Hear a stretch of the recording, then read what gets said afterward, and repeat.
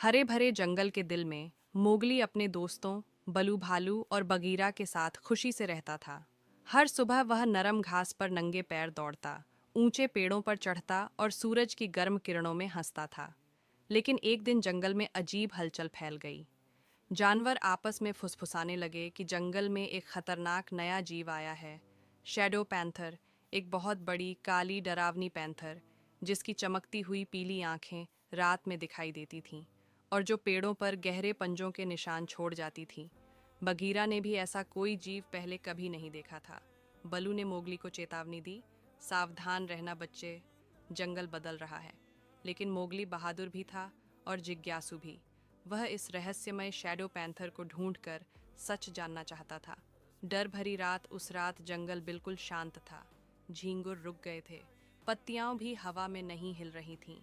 Mowgli झाड़ियों में छुपा हुआ था। तभी उसने उसे देखा। एक विशाल काली पैंथर अंधेरे से बाहर निकली। उसकी आंखें आग की तरह चमक रही थीं। उसने इतनी जोर से दहाड़ मारी कि पेड़ पर बैठे पक्षी डरकर उड़ गए। बगीरा कूदकर मोगली के सामने आ गया। पीछे रहो, यह खतरनाक है। लेकिन मोगली को शैडो पैंथर डरावनी नहीं लगी, बल्कि दुखी लगी। छुपा हुआ सच, शैडो पैंथर ने हमला करने जैसा कदम बढ़ाया, लेकिन अचानक रुक गई। उसने मोगली को उलझन और नरमी से देखा। मोगली धीरे से आगे बढ़ा। ठीक है, मैं तुमसे नहीं डरता। सारा जंगल जैसे सांस रोके खड़ा था।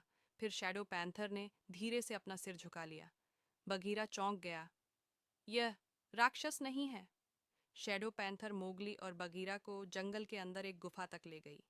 वहां उन्होंने चौंकाने वाला दृश्य देखा। एक घायल पैंथर का बच्चा जमीन पर पड़ा था। वह शैडो पैंथर हमला नहीं कर रही थी, वह अपने बच्चे की रक्षा कर रही थी। मोगली की हिम्मत, मोगली ने बलू से सीखे हुए जड़ी बूटियों से उस बच्चे का इलाज किया।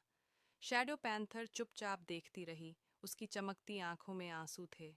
सुबह तक पैंथर का बच्चा जाग गया और मोगली का हाथ चाटने लगा। शैडो पैंथर ने धीरे से आभार भरी दहाड़ लगाई। जंगल में शांति वापस, पूरे जंगल में खबर फैल गई। मोगली ने शैडो पैंथर की मदद की। उस दिन के बाद शैडो पैंथर जंगल की एक मौन रखवाली बन गई। पेड़ों की छाया से जंगल को सुरक्षित रखती रही। और हर रात चांदनी में जब पत्तों पर रोशनी पड़ती, मोगली मुस्कुराता, क्योंकि अब उसके पास जंगल में एक नया दोस्त था।